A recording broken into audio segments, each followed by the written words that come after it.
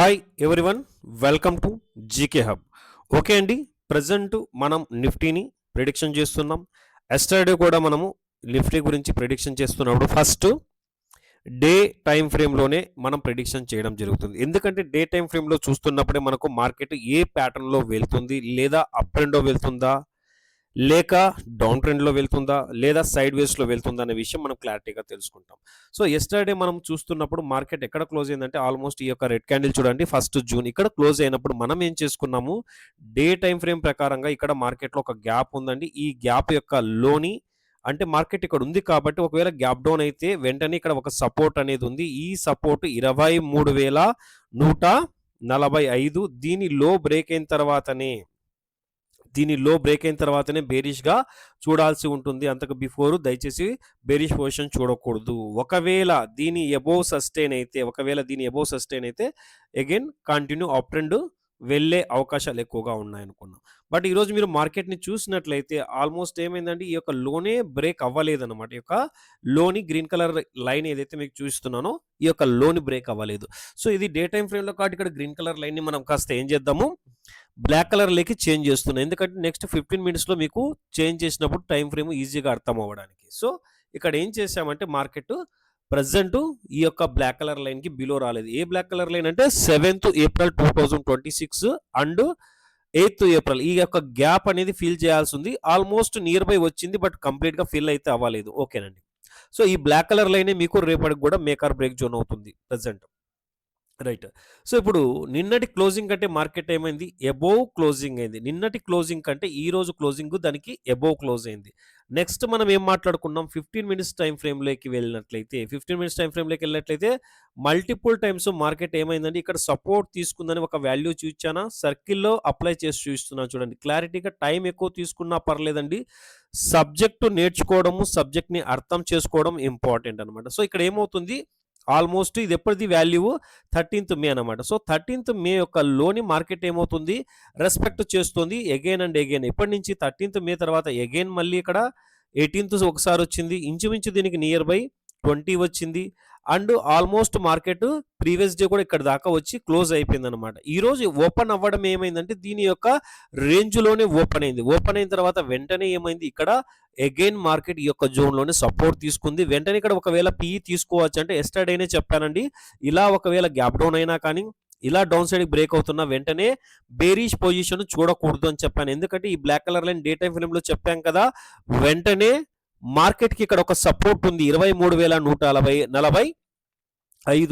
దీని below sustain అయితేనే bearish చూడాలి, అంతవరకు బేరిష్ చూడకూడదు. సో ఈ ప్రకారంగా చూసుకున్నట్లయితే ఈరోజు బేరిష్ ఆపర్చునిటీ మనకు రాలేదు. ఎందుకంటే మార్కెట్ అనేది ఒక సపోర్ట్ జోన్కి ఎబోవ్ ఉంది. ఎక్కడ సపోర్ట్ జోన్ కంటే 15 మినిట్స్ టైం ఫ్రేమ్లో చూడండి. 15 మినిట్స్ టైం ఫ్రేమ్లో ఈ యొక్క టైం ఫ్రేమ్ని బ్రేక్ అవ్వలేదు. ఎక్కడికి బ్రేక్ అవ్వలేదు అంటే డౌన్ సైడ్కి బ్రేక్ అవ్వలేదు అనమాట.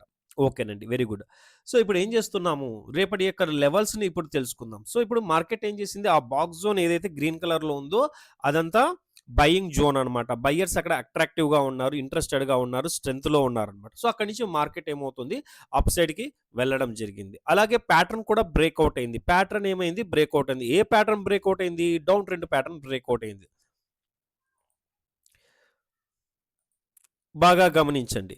సో ఇప్పుడు ఏదైనా కానీ ఒక ట్రెండ్ రివర్స్ అవుతుందంటే ఇది ఏమిటి, డౌన్ ట్రెండ్లో ఉంది. ఏముంది, డౌన్ ట్రెండ్లో ఉంది. డౌన్ ట్రెండ్లో ఉన్న ప్యాటర్న్ ఎప్పుడు రివర్స్ అవుతుందని మనం అనుకుంటామండి, ఎప్పుడైతే ఈ ప్యాటర్న్ యొక్క హైని ఇలా బ్రేక్అవుట్ అయ్యి సస్టైన్ అవుతుందో అక్కడ ఏమవుతుంది, డౌన్ ట్రెండ్లో నుంచి మార్కెట్ అప్ ట్రెండ్లోకి రివర్స్ అవుతుంది, చేంజ్ అయిందని మనం అర్థం చేసుకుంటామా. సో ఇక్కడ ఏమైంది, ప్యాటర్న్ యొక్క హైని బ్రేక్అవుట్ అయింది అనమాట. సో ప్యాటర్న్ యొక్క హై బ్రేక్ అయింది అండ్ హారిజంటల్గా సపోర్ట్ కూడా అక్కడే ఉంది మార్కెట్కి. సో రెండు రకాలుగా మార్కెట్ ఇక్కడ ఏమైంది, పాజిటివ్గా కన్ఫర్మేషన్ ఇచ్చిందనమాట. రైట్ అండి.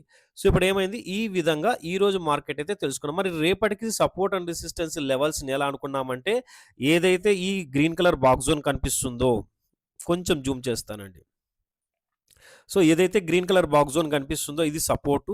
స్ట్రాంగ్ సపోర్ట్ ఏమవుతుంది, ఈ బ్లాక్ కలర్ లైన్ ఏదైతే మీకు కనిపిస్తుందో ఇది స్ట్రాంగ్ సపోర్ట్ అవుతుంది. ఏదైతే బ్లాక్ కలర్ లైన్ వాల్యూ కనిపిస్తుందో స్ట్రాంగ్ సపోర్ట్ అవుతుంది. 23,145 అనేది స్ట్రాంగ్ సపోర్ట్ అవుతుందండి.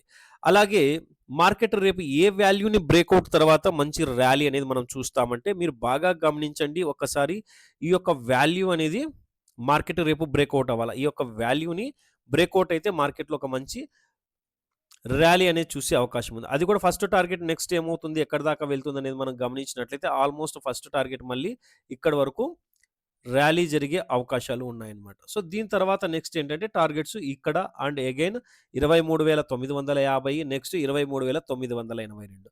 సో, రేపు మార్కెట్ ఫ్లాట్ ఓపెన్ అయ్యి ఇప్పుడేంటండి మెయిన్ సబ్జెక్ట్‌లోకొస్తాం.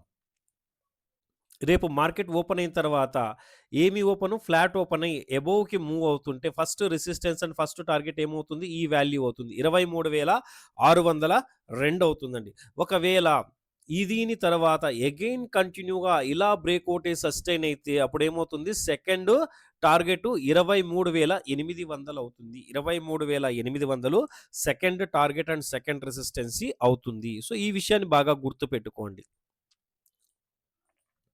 లేదు మార్కెట్ బ్రేక్‌ఔట్ అవ్వకుండా ఈ లైన్ దగ్గరకొచ్చాక ఇక్కడి నుంచి మళ్ళీ కంటిన్యూ డౌన్ సైడ్‌కి ఫాల్ అవుతుంది అనుకుంటే ఫస్ట్ ఆల్మోస్ట్ ఇక్కడి వరకు ఫాల్ అయ్యే ఛాన్స్ ఉంది. దీని లో బ్రేక్ అయితే మళ్ళీ ఇక్కడి వరకు మనము టార్గెట్ చూసే అవకాశం ఉంది. ఎక్కడికి? డౌన్ సైడ్‌కి. సో, కన్‌ఫ్యూజన్ అవ్వకుండా ప్రతీదీ చాలా క్లారిటీగా ఎక్స్‌ప్లెయిన్ చేస్తున్నాను. సో, ఈ విధంగా మీరు ఏం చేస్తారంటే ఫస్ట్ ఇది సపోర్ట్ అండి. ఇది పెద్ద మేజర్ సపోర్ట్ అయితే కాదు. బట్ సపోర్ట్‌గా మనకు వర్క్ అవుతుందనమాట. బీఓఎస్ టైప్ అనమాట. సో, ఇక్కడి నుంచి market continue down side break అయితే ఈ యొక్క బాక్స్ జోన్‌ని టచ్ చేసే అవకాశాలు ఎక్కువున్నాయి. ఈ బాక్స్ జోన్ దగ్గర కూడా సస్టైన్ అవ్వకపోతే ఫైనల్‌గా స్ట్రాంగ్ సపోర్ట్ 23,145ని టచ్ చేసే ఛాన్సెస్ ఎక్కువగా ఉన్నాయి. రైట్. ఒకవేళ గ్యాప్ అప్ అయితే, గ్యాప్ అప్ అనేది ఎక్కడవుతుంది? ఒకవేళ గ్యాప్ అప్ అనేది ఈ మిడిల్ రేంజ్‌లో ఎక్కడ ఓపెన్ అయినా లేదా కరెక్ట్‌గా ఈ రెసిస్టెన్స్‌కి నియర్ బై అయినా ఇప్పుడేం చేస్తాం ఫస్ట్ క్యాండిల్ గ్రీన్‌లో క్లోజ్ అయిందని వెంటనే బయింగ్ పొజిషన్ తీసుకుంటామా అంటే లేదండి. తీసుకోకూడదు. ఎందుకు బయింగ్ పొజిషన్ లేదా బుల్లిష్ పొజిషన్ తీసుకోకూడదంటే, వెంటనే మార్కెట్‌కి ఒక రెసిస్టెన్సీ ఇక్కడ నిలబడింది. ఇక్కడ కనిపిస్తుందనమాట. బాగా గమనించండి. ఇది రెసిస్టెన్సీ అనమాట. సో, ఈ రెసిస్టెన్సీ దగ్గర వెంటనే ఏం చేస్తారు? పొజిషన్ తీసుకోకూడదు. రెసిస్టెన్స్‌ని ఏమవ్వాలి? బ్రేకౌట్ అవ్వాలి. రెసిస్టెన్స్‌ని బ్రేకౌట్ అయ్యి సస్టైన్ కూడా అవ్వాలండి. బ్రేకౌట్ అయిన వెంటనే తీసుకుంటామంటే లేదు. ఎప్పుడు కూడా మీరు 5 మినిట్స్ టైమ్ ఫ్రేమ్‌లో చేస్తున్నారు కాబట్టి 5 మినిట్స్ టైమ్ ఫ్రేమ్‌ని ఖచ్చితంగా క్యాండిల్ క్లోజ్ అవ్వాలి. ఓకే అండి. మీకు చార్ట్ క్లియర్‌గా కనిపించడానికి 15 మినిట్స్ టైమ్ ఫ్రేమ్ అప్లై చేస్తున్నాను. ఒకసారి 5 మినిట్స్ టైమ్ ఫ్రేమ్‌లోకి చేంజ్ చేశామండి. ఒకసారి 5 మినిట్స్ టైమ్ ఫ్రేమ్‌లో చేంజ్ చేశాను. ఇప్పుడు బాగా గమనించండి. ఇక్కడ ఏమవుతుంది? ఖచ్చితంగా 5 మినిట్స్ టైమ్ ఫ్రేమ్ మీరు చూస్తున్నారు కాబట్టి 5 మినిట్స్ టైమ్ ఫ్రేమ్‌లో దీని అబోవ్ క్యాండిల్ అనేది క్లోజ్ ఇవ్వాలి. 1 ఆర్ 2, 3 క్యాండిల్స్ అంటే 23,800 పైన మార్కెట్ కనీసం 10-15 మినిట్స్ హోల్డ్ అవ్వాలండి. అయితేనే మీరు ఏం చేస్తారు? అప్ సైడ్‌కి చూడాలి. లేకపోతే కొన్ని సందర్భాలలో ఇలా మార్కెట్ బ్రేక్‌ఔట్ అయ్యి పైకి వెళ్తుంది. అండ్ కొద్దిసేపు తర్వాత అగైన్ ఇలా చిన్న కన్సాలిడేషన్ అవుతూ వెంటనే ఇలా డౌన్ సైడ్‌కి బ్రేక్ అవుతుంది. సో, గ్యాప్ అప్ అయింది. గ్యాప్ అప్ అయిన తర్వాత 23,800కి అబోవ్ సస్టైన్ అయిందా? బిలో సస్టైన్ అయిందా? అనే విషయాన్ని ఇక్కడ మీరు చాలా ఇంపార్టెంట్ వాల్యూ అవుతుందండి. దీని అబోవ్ సస్టైన్ అవుతుందా? దీని బిలో సస్టైన్ అవుతుందా? బిలో సస్టైన్ అయితే ఏం చేస్తారు? బేరిష్ పొజిషన్‌కి చూస్తారు. అలా బేరిష్ పొజిషన్ చూస్తున్నప్పుడు first target and first support ఏమవుతుందంటే ఏదైతే ఈ రెడ్ కలర్ బాక్స్ జోన్ ఉందో దీని అబోవ్ ఆల్రెడీ ఓపెన్ అయింది కాబట్టి మనం దీన్ని గ్రీన్‌లే కన్వర్ట్ చేసుకుంటాం. సో, అప్పుడు ఇదే సపోర్ట్ అవుతుందన్నమాట. సో, దీన్ని కంటిన్యూగా బ్రేక్ చేస్తుందా లేదా అనేది గమనించాలి. దీన్ని ఒకవేళ కంటిన్యూ బ్రేక్ చేస్తుంటే మళ్ళీ ఇక్కడి దాకా టార్గెట్ చూస్తామన్నమాట. సో, ఈ విధంగా ఎప్పుడు కూడా ఒక జోన్ దగ్గరకొచ్చాక మార్కెట్ అది మేక్ ఆర్ బ్రేక్ జోన్ అవుతుంది. ఒకవేళ ఇక్కడ బేరిష్ పొజిషన్ తీసుకున్నారే అనుకుందాం. ఎక్కడండి? ఇక్కడ మీరు బేరిష్ పొజిషన్ తీసుకున్నారనుకుందాం. ఒకవేళ మార్కెట్ ఏమైంది? ఇలా పైకి వెళ్ళింది. ఒక 2 క్యాండిల్స్ తర్వాత లేదా 1 క్యాండిల్ తర్వాత మార్కెట్ ఇలా అగైన్ కంటిన్యూ డౌన్ సైడ్‌కి ఫాల్ అవుతుంది. అగైన్ ఏమవుతుంది? డౌన్ సైడ్‌కి ఫాల్ అవుతుంది. ఇలా వెంటనే రెడ్ క్యాండిల్ చూసి ఇక్కడెక్కడో మార్కెట్ క్లోజ్ అయింది. ఇంత పెద్ద గ్యాప్ అప్ అయింది అని వెంటనే ఇలా రెడ్ క్యాండిల్ చూసి వెంటనే మనం ఇక్కడ ఏం చేయొచ్చండి? పీఈ తీసుకోవచ్చు. అంటే ఇక్కడ కూడా పీఈ తీసుకోకూడదు లేదా బేరిష్ పొజిషన్ తీసుకోకూడదు. ఎందుకు తీసుకోకూడదు అంటే వెంటనే ఇక్కడ మార్కెట్‌కి ఒక సపోర్ట్ ఉందండి.